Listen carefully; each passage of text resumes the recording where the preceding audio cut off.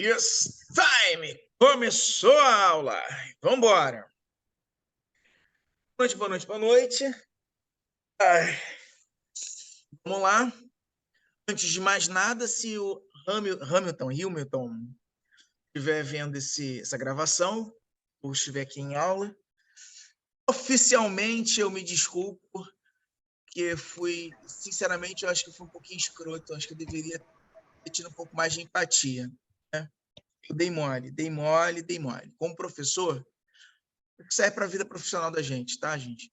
Quando você erra, você tem hombridade de assumir que errou. Ponto. Não é feio, tá? Não é sinal de fraqueza. Sinal de fraqueza é quando você sabe que está errado, não quer assumir que erra. Isso é um sinal de fraqueza. Tá? Eu errei, dei mole, o Hamilton não estava afim daquele tipo de brincadeira. Na verdade, a minha intenção não era nem falar o nome dele, é porque depois que ele entrou lá, que eu fui comentar o nome dele, porque ele já estava, ele podia falar de se defender, enfim, mas aí acho que não rolou na hora, estava lá, mas não comentou nada, mas tudo bem. Quando for assim, gente, briga comigo. Briga, grita, reclama. É, não é assim, né? As pessoas têm sentimentos, as pessoas podem ficar chateadas. Eu brinco muito, porque eu gosto que a aula já online é chata. A aula online é chata. Não sei se é a mesma opinião de vocês, porque a gente não tem um contato humano, não tem aquele olho no olho, a gente não sabe o que está rolando, não sabe o que está acontecendo, não sabe se a pessoa está dormindo, se ela está tomando café, se ela está vendo Netflix, se você está sozinho falando nas paredes. Não sabe, não sabe o que está rolando.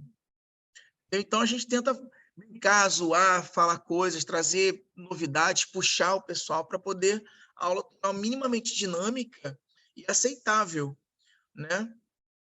Então aí nesses momentos assim, dinâmico, eu acabo extrapolando e exagerando. Então, Hamilton, me desculpe aí novamente, tá bom? Me desculpe lá no grupo, não sei, acho que você ainda não viu, mas se for ver a gravação, peço desculpas oficialmente aí.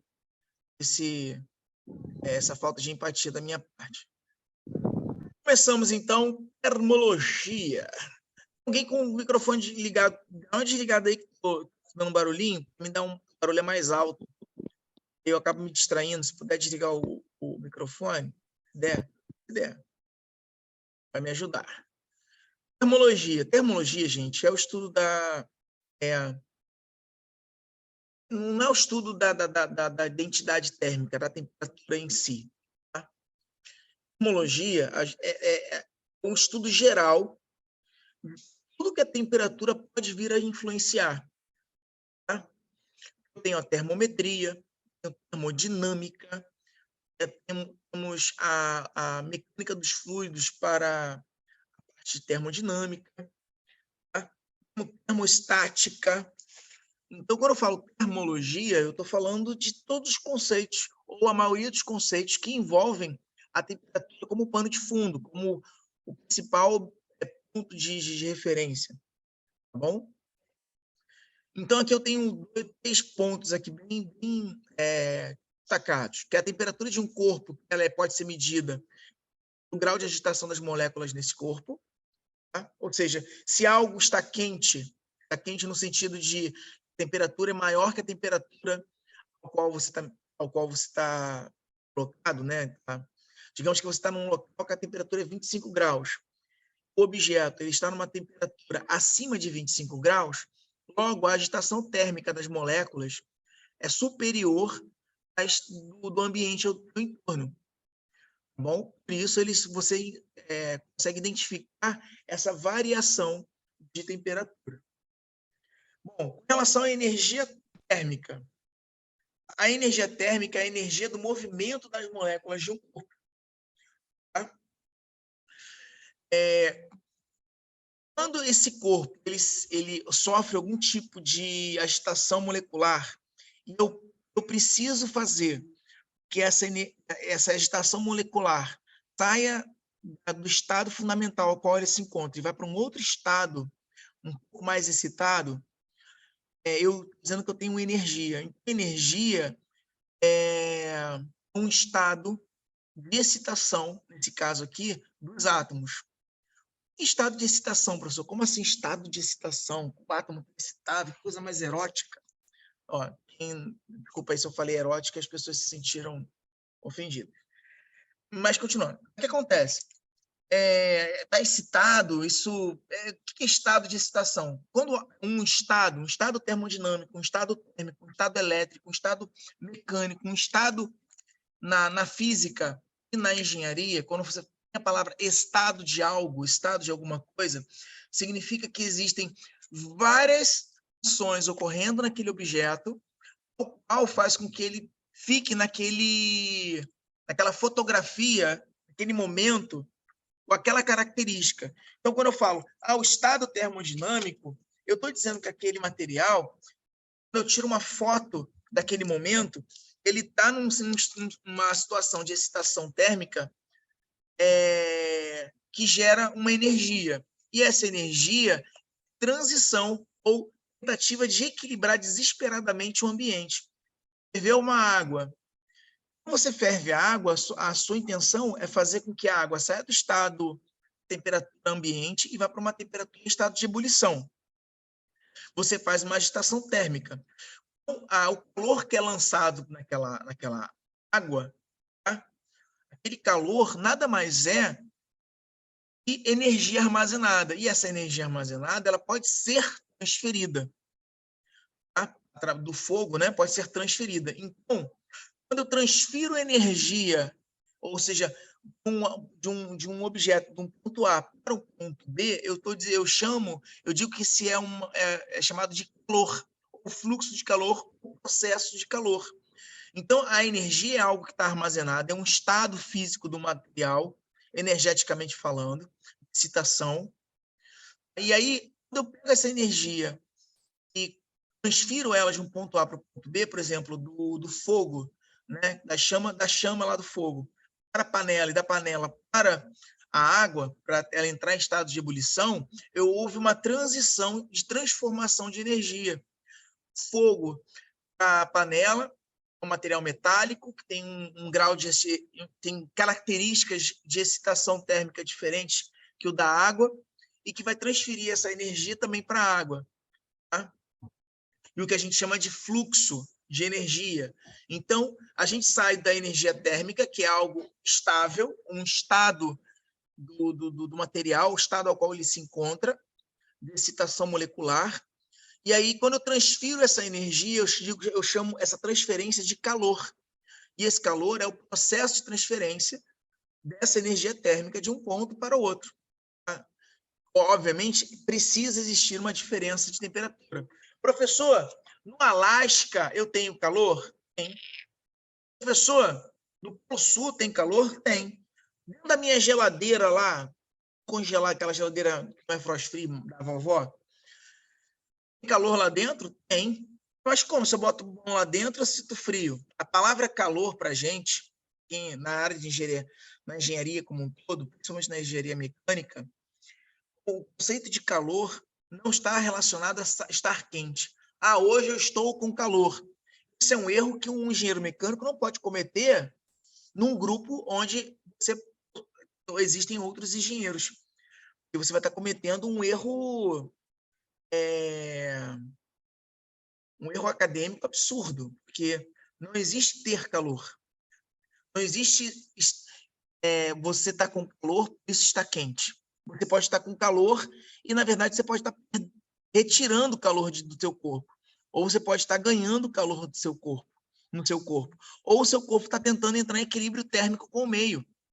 Quando o ar-condicionado da sua casa está ligado, o que o seu corpo tenta desesperadamente fazer?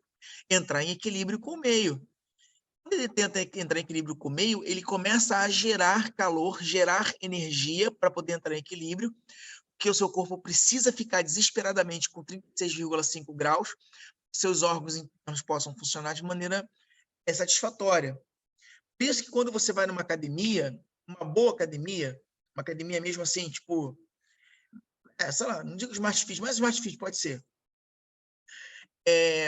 Geralmente os aparelhos de corrida, né, esteira, bicicleta, aeróbico, elas ficam em ambientes frios, ambiente onde o ar-condicionado fica na cara da pessoa quase. É até incômodo, dependendo do local, mas isso é proposital. O que acontece? Quanto mais o seu corpo perde calor por meio, tá? Ou seja, quanto maior é a diferença entre a temperatura do seu corpo e a temperatura externa, no sentido que seu corpo tem uma temperatura maior que a externa, seu corpo vai tentar desesperadamente obter calor das suas reservas, né, de gordura, e daí a manutenção da temperatura do seu corpo, 36,5 graus.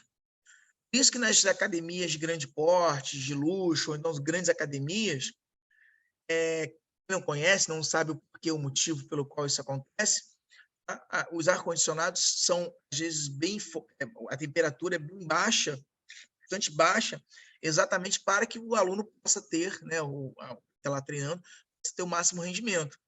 Uma pessoa que, por exemplo, vai no meio-dia em Bangu fazer um Cooper e achando que vai conseguir queima calórica, ele não vai ter queima calórica, porque vai perder água. O corpo vai ficar o quê? Criando suor, produzindo suor, para poder manter a temperatura. Que a sua temperatura é menor que a temperatura externa. Logo, você está ganhando energia, ganhando calor. Quando você ganha calor, o corpo diz assim, problema resolvido, só preciso agora jogar água para fora para poder manter a temperatura do meu corpo. Mas o calor que ele deveria estar produzindo, o gasto calórico que ele deveria estar produzindo, ele não vai estar o suficiente. Ele vai estar, obviamente. Você dormindo, você tem gasto calórico. Na verdade, até mais do que antes disso. Pesquisem. Tomar um remédio, é o seguinte.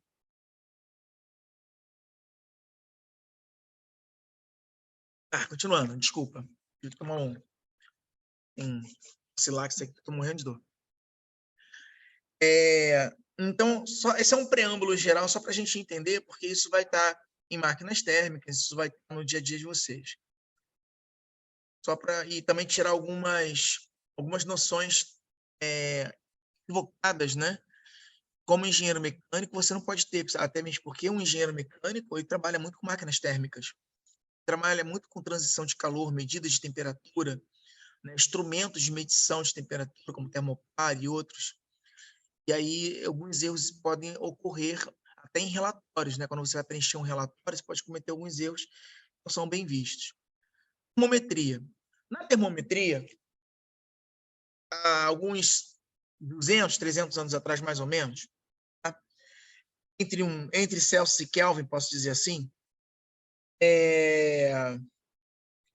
existia um problema antes deles, né? Era o seguinte, quando você fazia a transporte de especiarias, ou então quando você transportava comida mesmo, alimento, carne, ou seja lá o que for, de uma região para outra, você sofria um problema grave de putrefação do alimento, de estragar, criar fungos, tal, ou até mesmo para identificar quando você estava com alguma febre, alguma pandemia louca na época, né? Aquela febre... Meu Deus, esqueci o nome. Uma febre que aconteceu na Europa, esqueci o nome agora. Quem lembrar aí, depois me abre o áudio e fala, porque eu esqueci. Meu Deus, esqueci. Estava na ponta da língua agora a febre. É uma parada tão boçal, falada qualquer... Enfim. O que acontece? Para medir a febre de uma pessoa era complicado. Como é que você sabia que essa pessoa estava com um grau de temperatura ao ponto de eu considerá-la enferma? Porque eu também poderia estar enfermo, entendeu? E isso era um problema. O que acontece? Geralmente, a mãe, né, o pai, ou seja lá quem for, vai medir a temperatura de uma criança sem um instrumento de medição de temperatura, um termômetro, por exemplo, a pessoa pega, toca na pessoa a mão, né, na testa, enfim, para poder ver. O que acontece é o seguinte, para você conseguir identificar se a pessoa está com uma temperatura maior ou menor, alta ou baixa, né, você precisa ter uma variação de temperatura. Se a sua temperatura está 37 graus, a criança ou quem você está medindo a temperatura com toque, vem com a 37 graus, quando você tocar na pessoa, você vai dizer assim, tá, não, tá com febre não. Às vezes você está com você estava correndo, fazendo algum tipo de exercício ou atividade, sei lá, a tua temperatura sobe, 37,5, 38, que é normal, às vezes sobe, vai até 40, dependendo da atividade que você estiver fazendo. Aí você vai ver, vê se o fulano está com febre. Aí você vai lá, toca na pessoa, a criança está com 38, você está com 39 de calor. E a criança está com 38 ali.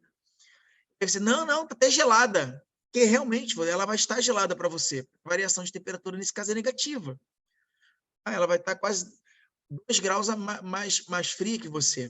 Você vai ter a sensação de estar gelado, porque ela está retirando o calor da sua mão. A sua mão está doando o calor, né, para a pessoa. E aí, os instrumentos, medidas foram necessários serem criados. Tá? E exatamente para poder sanar essas necessidades que existiam naquelas épocas. Celsius, Fahrenheit e Kelvin pensaram nisso. Celsius, se vocês notarem, é uma medida centígrada. Por isso que Celsius é de 0 a 100, que é uma medida centígrada. E porque o Celsius, o que ele fez? Ele pegou o gelo, o gelo em temperatura ambiente, em transição de mudança de temperatura, né? De 0 graus a 0,1, enfim. E mediu lá e disse, quando um termômetro graduado de mercúrio, com uma graduação de 0 a 100, por exemplo, na verdade, de 0, primeiro ele marcou o 0, tá? No gelo. Aí ele marcou no termômetro de mercúrio que ele criou, ele marcou lá um tracinho, ele viu que ali, ele permanece, aquele tracinho permanece ali estável durante um tempo considerável, enquanto aquele gelo, né, estado sólido da água permanece.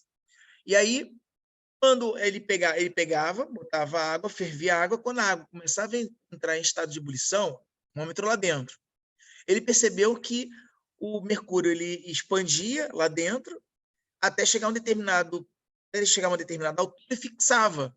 A água está borbulhando, enquanto tinha água e borbulhando, ele ficou fixo naquela posição, e aí ele marcou. E aí ele dividiu em 100 partes. Por isso que a escala de Celsius é uma escala centígrada, que é uma escala de 0 a 100, diferente da Fahrenheit. Kelvin, por uma coincidência matemática, Kelvin também tem uma relação de 100 para Celsius. A gente vai ver nos exercícios mais à frente. Celsius usou isso, Kelvin é mais moderno, né? Kelvin tem mais de 100 anos aí, eu acho. O Lord Kelvin, né? Porque ele era da família real, Escócia, alguma coisa assim, enfim. Voltando aqui. Aí o que acontece? Ele era um químico, né? Ele começou a estudar, na verdade, o estado vibracional do átomo. E ele percebeu que quando o átomo parava de vibrar, ele disse, quando o átomo parar de vibrar, eu considero ele como o zero, um zero absoluto. Não existe nada mais menor temperatura, digamos assim, menor estado de energia possível e imaginável do que o átomo parar, estabilizar. Quem é mais velho aí lembra dos Cavaleiros do Zodíaco. Então, o que acontece? O zero absoluto, né, lá do Cavaleiro do Zodíaco, ele estava se referindo ao zero Kelvin. Tá? Então, o zero absoluto era quando, literalmente, os átomos paravam de vibrar. Porque o conceito de temperatura está ligado diretamente ao estado vibratório dos átomos. E aí, obviamente, através de uma relação matemática entre esses máximos e mínimos, né, foi feito. Pegaram a água como referência absoluta para os três, tá? A do Fahrenheit, ele utilizou um método um método que deu certo, tá? Funciona até hoje, então a gente mantém. Mas ele utilizou a referência, ele utilizou a temperatura mais fria do ano, ele mediu o ano inteiro, né? Ele, um ano inteiro medindo a temperatura, também usou termômetro de mercúrio, se eu não me engano. Ele mediu a temperatura ao longo do ano inteiro, Fahrenheit, e aí mediu lá qual o máximo mais baixo que chegava lá o termômetro. Ele marcou. Ele chamou de zero também, tá? Aí pegou o termômetro e colocou na esposa. Tá? Isso, colocou na esposa e mediu a temperatura dela e marcou lá o 100 dele. Então, o zero dele seria a temperatura mais baixa do local, eu não sei se era Alemanha, não sei se Fahrenheit era alemão, temperatura mais baixa naquela época, naquele ano, tá? E a temperatura da esposa, ele mediu de 0 a 100, foi a referência que ele utilizou. E aí, quando você pega as três medidas em Celsius, Kelvin, Fahrenheit, e utiliza o mesmo parâmetro, que é a água, né, que é um parâmetro conhecido, a gente bota no ponto de gelo e no ponto de vapor, o mesmo termômetro, só que com medidas diferentes de graduação, tá? Aplicações diferentes. Celsius, Kelvin e Fahrenheit. Aí você mede esse termômetro, você vai perceber que quando você está no ponto zero, no 0 graus Celsius, ele vai no Fahrenheit vai estar medindo 32, no Kelvin 273. Quando tiver água em estado de ebulição, a 100 graus Celsius, Fahrenheit vai estar medindo 212 Fahrenheit e Kelvin 373. Na verdade, Kelvin não é 373, tá? É 373,15 e 273,15, tá? Aqui está arredondado, mas na vida acadêmica de vocês, se forem fazer alguma prova de concurso, tá? Não esqueçam que é 373,15, tá? Para não ir na memória de vocês. Aqui é só a forma pela qual a gente consegue chegar naquelas relações matemáticas, perdão. Vou voltar só um pouquinho. Nessa relação aqui, ó, entre Celsius, Fahrenheit, Kelvin, tá? Por exemplo, eu tenho Celsius, quero Fahrenheit. Então, você usa essa relação de igualdade. Eu tenho Kelvin e quero Fahrenheit. Então, você usa essa relação de igualdade. Eu tenho Celsius, quero Kelvin. Eu quero Kelvin, eu quero Celsius. Você usa essa relação de igualdade. Esquece Fahrenheit. Tá? Lembrando que... eu não vou conseguir consertar essa merda. Vou usar o equation. Não estou muito... Continuando. Aqui eu tenho a parte de termometria, que é só para a gente entender de forma geral como acontece, tá? Por exemplo, se eu tiver um termômetro que eu criei, tá? Eu criei um termômetro. E aqui ele mostra, por exemplo, para esses dois termômetros, um termômetro Y e um termômetro X. Bom, um termômetro X. Pode ter uma questão muito parecida com essa na prova, tá? Termômetro Y, termômetro X. Aí eu quero construir uma escala termométrica muito parecida com essa daqui, do Celsius, Kelvin, Fahrenheit. Como é que eu faço? Simples. Você consegue identificar quais são os máximos e os mínimos. Nesse ponto aqui, ó, quando no X é 0, tá? Não, falei besteira. Quando no X é 60 graus, no Y eu tenho 0.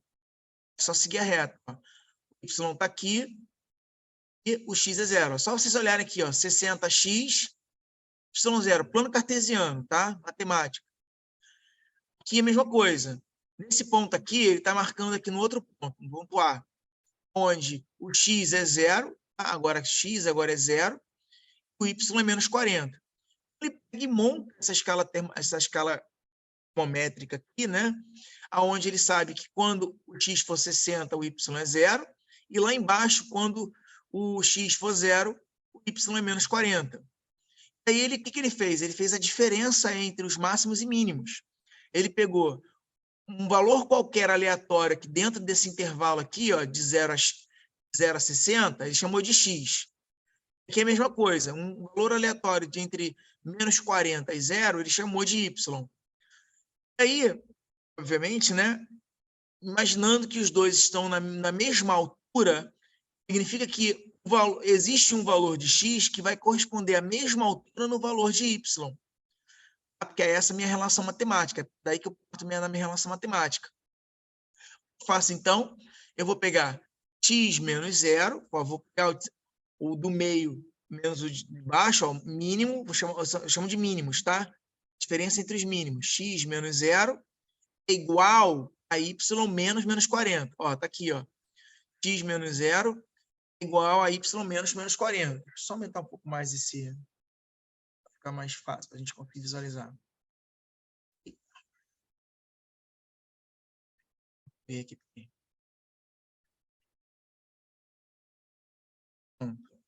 Já foi.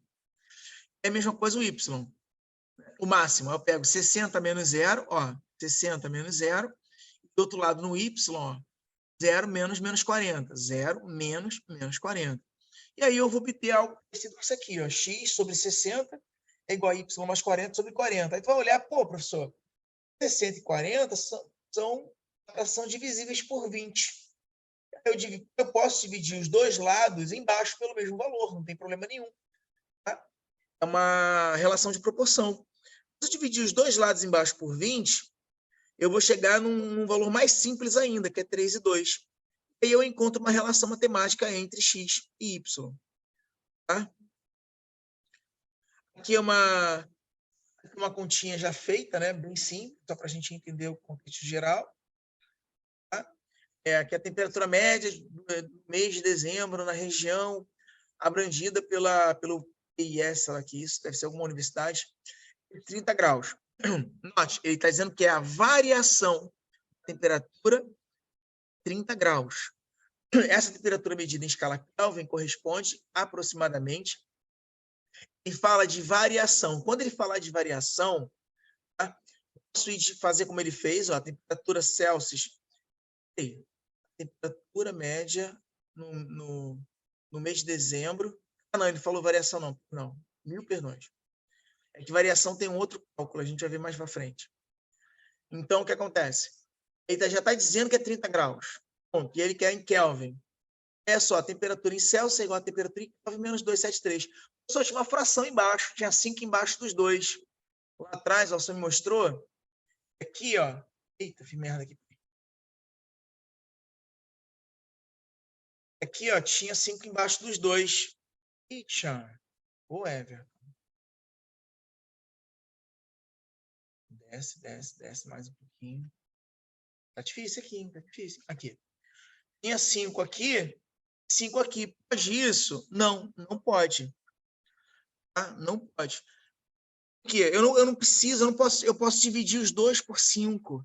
Se eu dividir os 2 por 5, eu elimino esses 5, porque não faz sentido eu multiplicar em cima e embaixo por 5 se os dois têm 5. Então, quando eu relacionar Kelvin com Celsius, eu não preciso colocar 5 embaixo. Note que lá ele bota TC e TK. É uma outra forma de representar Celsius e Kelvin. Você pode botar só o Czão, Kzão, mas também você pode botar como TC e TK. Em alguns livros, algumas literaturas, você vai encontrar dessa forma. Só diminuir agora um pouquinho aqui. Espera. Mais um pouquinho. Deixa eu ver se eu consigo diminuir. Ah, menina. Vai ficar muito grande. Rapidinho.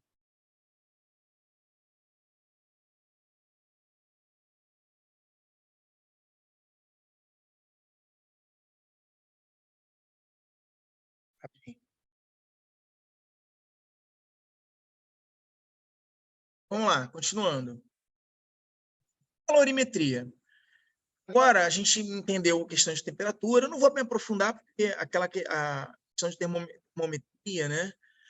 É algo que vocês já tiveram, já passaram no ensino médio, já devem ter tido até em física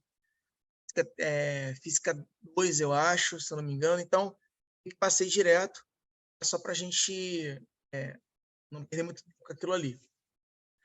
Mas vamos falar da calorimetria. Eu falei um pouquinho na última semana, mas agora a gente vai se aprofundar um pouco mais a respeito do assunto.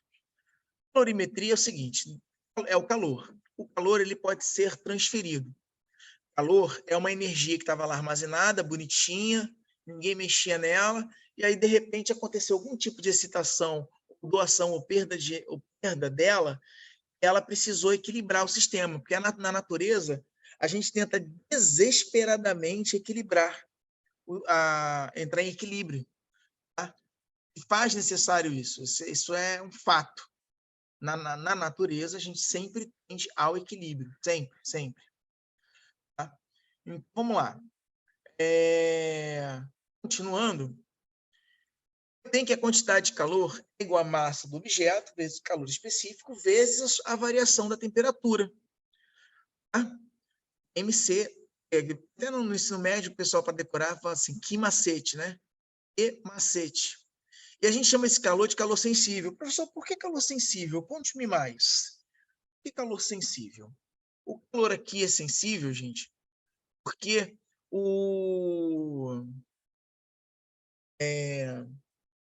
que ocorre mudança de estado físico. Tá? Quando ocorre mudança de estado físico do material, tá? Eu tenho essa palavra sensível que está trazendo para mim, eu tenho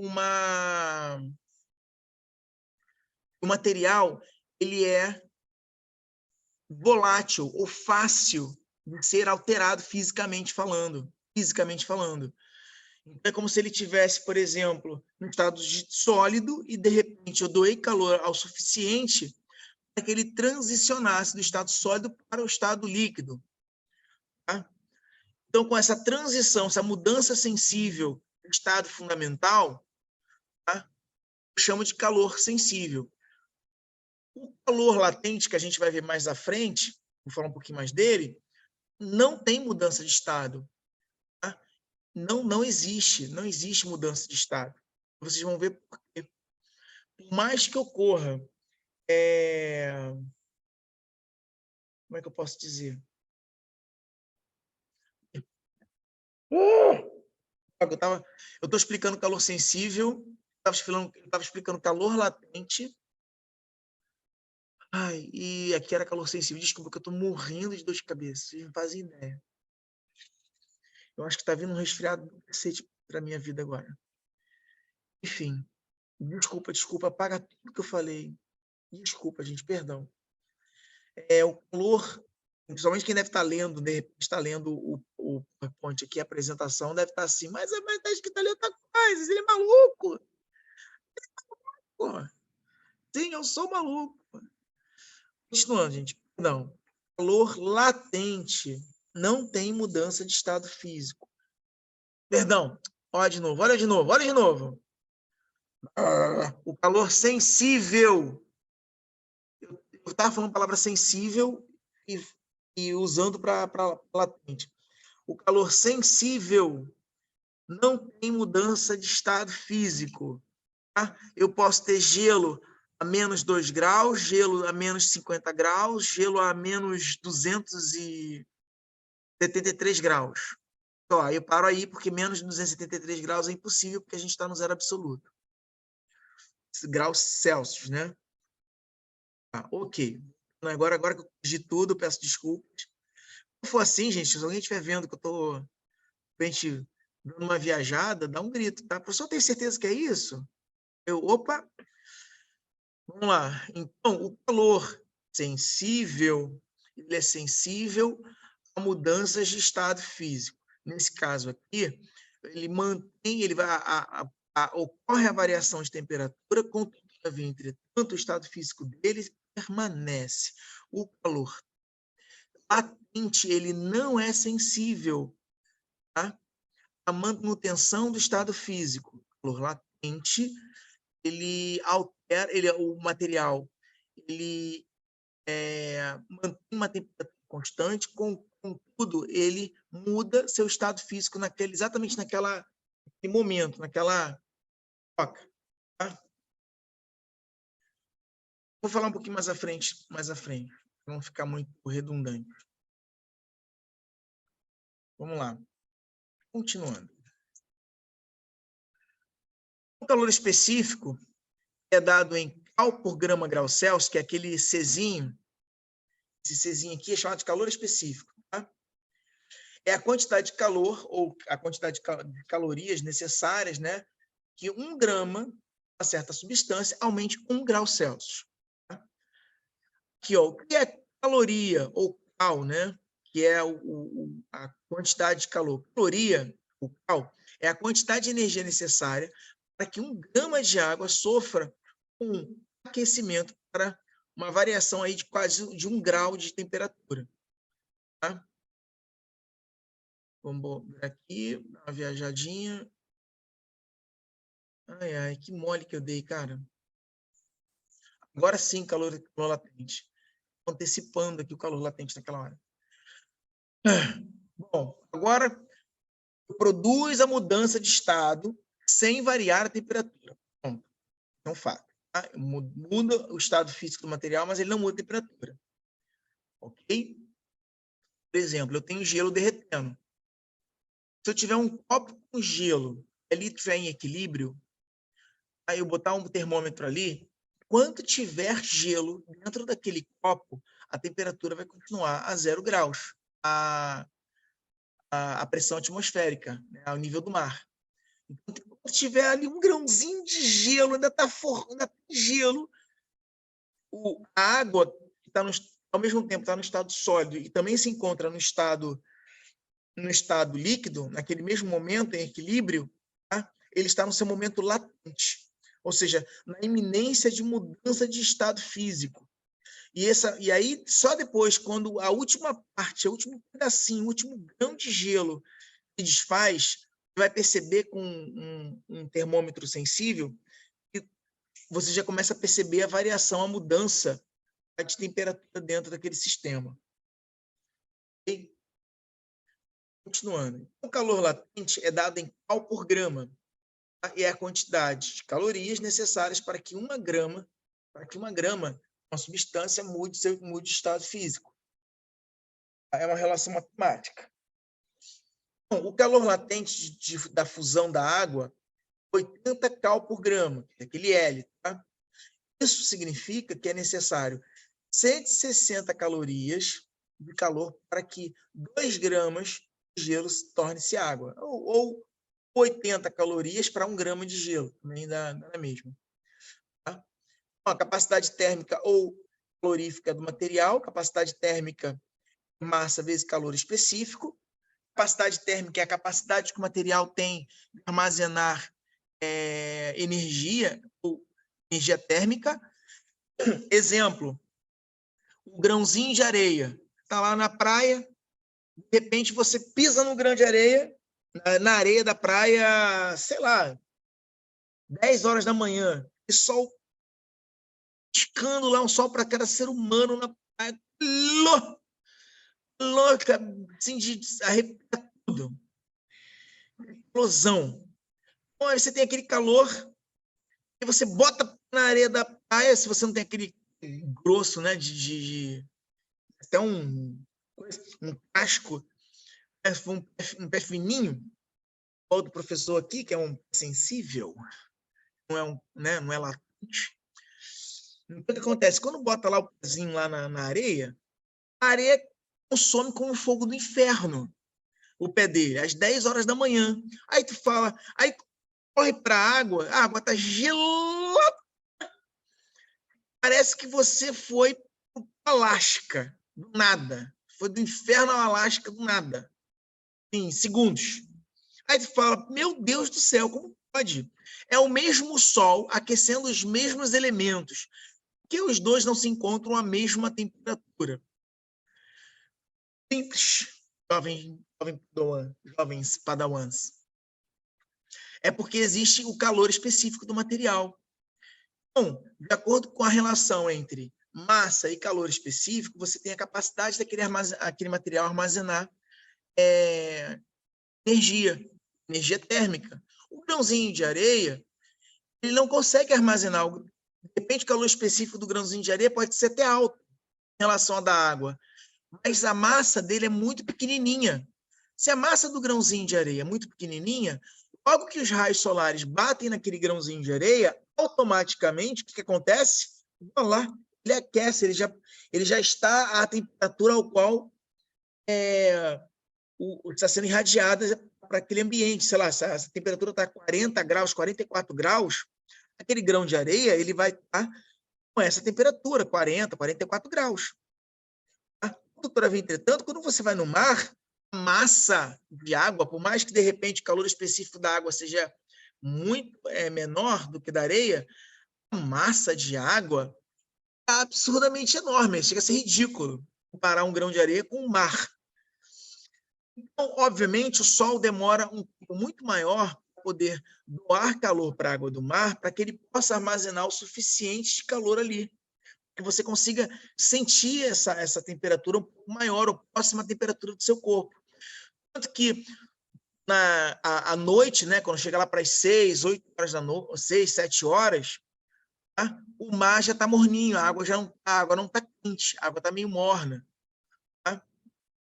Ou seja, porque eu vou basicamente o dia inteiro para poder a água começar a aquecer, absorver energia.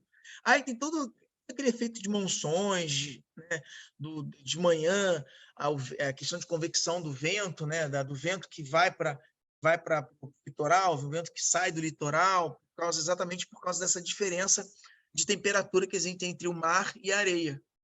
Tá? E aí, como a natureza ela tende desesperadamente ao equilíbrio, né, o vento é um dos exemplos clássicos aí essa a forma como a natureza busca, né, o equilíbrio. Eu vou rapidinho, só para saber até onde eu vou. Eu vou até aqui, esse exercício. Aí a gente termina. Fiquem tranquilos. Essa aula chata vai acabar. Continuando. Curva de aquecimento da água. Tá? Aqui é só para a gente entender um pouquinho do que está acontecendo com relação ao calor sensível e calor latente. Note que aqui eu tenho variação de temperatura. Toda vez que eu tiver variação de temperatura, eu tenho calor sensível. Toda vez que a temperatura for constante, nesse patamar eu tenho calor latente. Aqui ele vai de 0 a 100, calor sensível. Variou a temperatura, calor sensível. Não variou a temperatura, calor latente. Significa que eu tenho gelo a menos 20 graus, estou aquecendo, esse gelo está ganhando energia. Aí, quando ele chega a 0 graus, enquanto ele não mudar completamente do estado sólido para o estado líquido, tá? Ele vai continuar a mesma quantidade de calor, vai estar latente. Tá? Então, ele vai estar ali mudando o estado físico dele, mudando o estado físico a 0 graus, que é o momento no qual ele muda de estado. Ah, está mudando de estado porque está ganhando calor do lado de fora, professor? Não, porque ele, a 0 graus, o elemento gelo, água pura, ele tem essa característica física, tá? Química, termodinâmica. E aí o que acontece? Quando o último grãozinho, o último pedacinho de gelo foi embora, desmanchou, aí de repente ele começa a receber calor do meio. E começa a aumentar. Aumentar, variando a temperatura até chegar a um ponto máximo de 100 graus. Novamente, quando chega a 100 graus, o que acontece com a água? Ela está no calor latente. Ou seja, ela vai mudar o estado físico, ela está no momento de transição, de mudança de estado físico, mas ela não está no momento de mudança de temperatura, de variação de temperatura. Então, enquanto eu tiver água, a temperatura a 100 graus aqui, ó, ela vai continuar borbulhando. Depois que a água evaporar totalmente, aí aquele vapor ele vai subir, vai ter um aumento da sua temperatura. Tem um exemplo interessante, quando você mistura álcool e água. Álcool e água, quando você mistura e bota para aquecer, ferver, você vai perceber com o termômetro, a água aquela mistura, chegar mais ou menos a 70 graus, 75 graus Celsius, algo muito mágico acontece. A temperatura não vai variar enquanto todo o álcool evaporar. Enquanto o álcool não evaporar, a temperatura vai continuar aquela.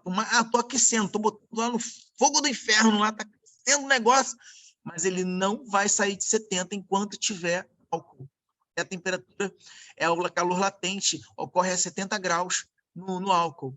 70, 75, mais ou menos.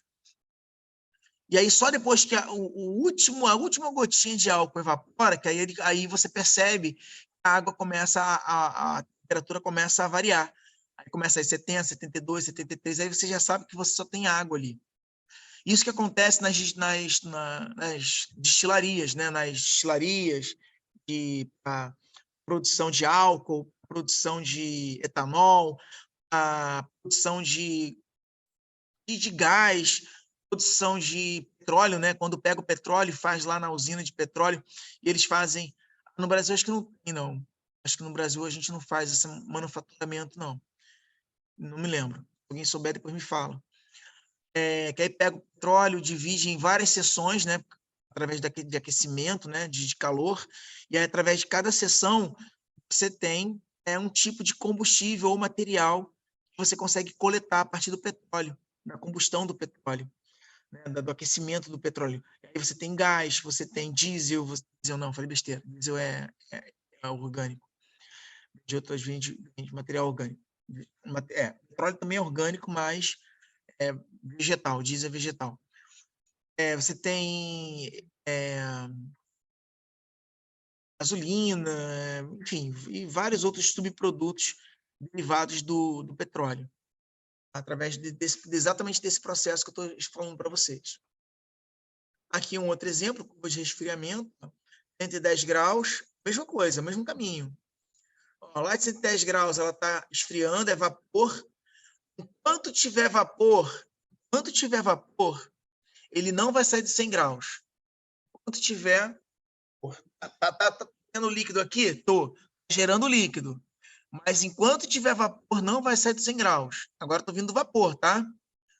100 graus, 100 graus, 100 graus. Aí, de repente, do nada, a última gotinha de vapor se condensou. Virou água. E agora a água está esfriando, esfriando, esfriando, esfriando, esfriando, esfriando. Aí começou a congelar, começou a formar os cristalzinhos de gelo. Enquanto tiver fase líquida ainda ali, do gelo, da água, né, perdão, eu ainda vou estar a 100 graus. Depois que a última gotinha de água se condensou não, se solidificou, tá? Eu vou obter aí a temperatura desse sólido, ele pode começar a diminuir. Ou seja, de 110 a 100 eu tenho calor sensível, 100 latente, de 100 a 0 sensível, de 0 mantém latente e de 0 a um valor negativo qualquer foi estabelecido aqui, a mesma coisa. Tá? Então, uma questãozinha teórica para a gente matar isso aqui.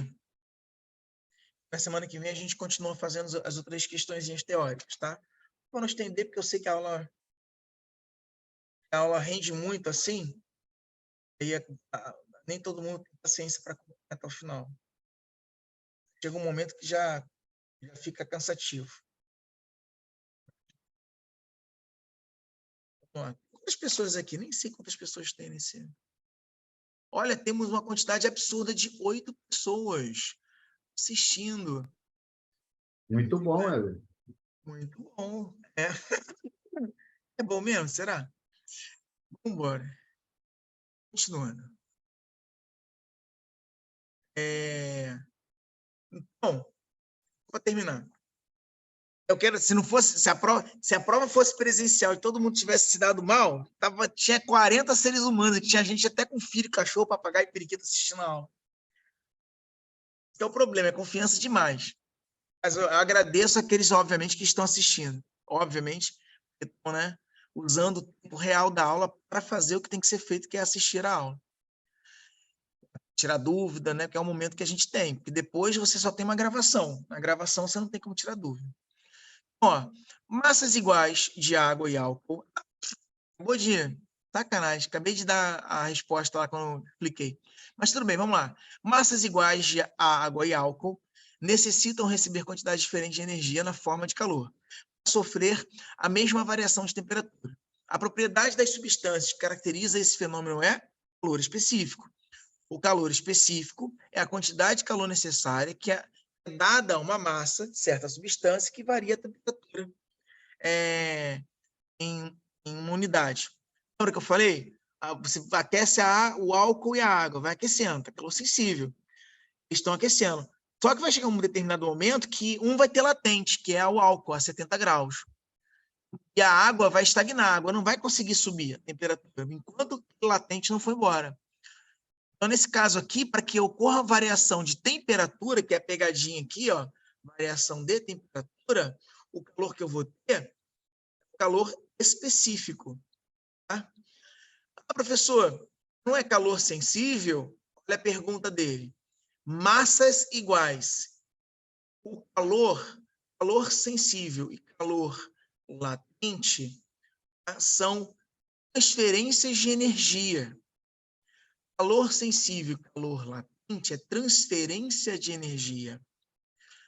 Quando a gente fala temperatura, a temperatura que em uma massa, variação de temperatura em uma massa, é calor específico. Ele fala aqui, ó, calor específico é uma quantidade de calor necessária para que, dada a massa de certa substância, varie uma temperatura em uma unidade. O calor sensível, o calor latente, não é isso. O calor sensível e o calor latente é transferência de energia. O calor específico está falando diretamente da massa do objeto. Aquela massa daquele objeto, ele sofre uma variação de temperatura. De onde ela vem? Ela pode vir por calor sensível, ela pode vir por calor latente. É isso, meus jovens e minhas jovens. Eu acho que está suficiente. Então, depois vocês vão ter muito vídeo para assistir, não vão ter paciência para assistir esse vídeo de novo. Agradeço pelo carinho, agradeço todas as 8 pessoas que tiveram a bondade e paciência de me ouvirem até esse final. Um beijo e um queijo. Nos vemos next week. Valeu, Everton. Boa Valeu, noite aí. Alberto. Um abraço. Matheus, Marcos, Valeu, pessoal. Boa Gabriel, noite. Gustavo, Renan. Abraço, abraço, abraço. Bom descanso.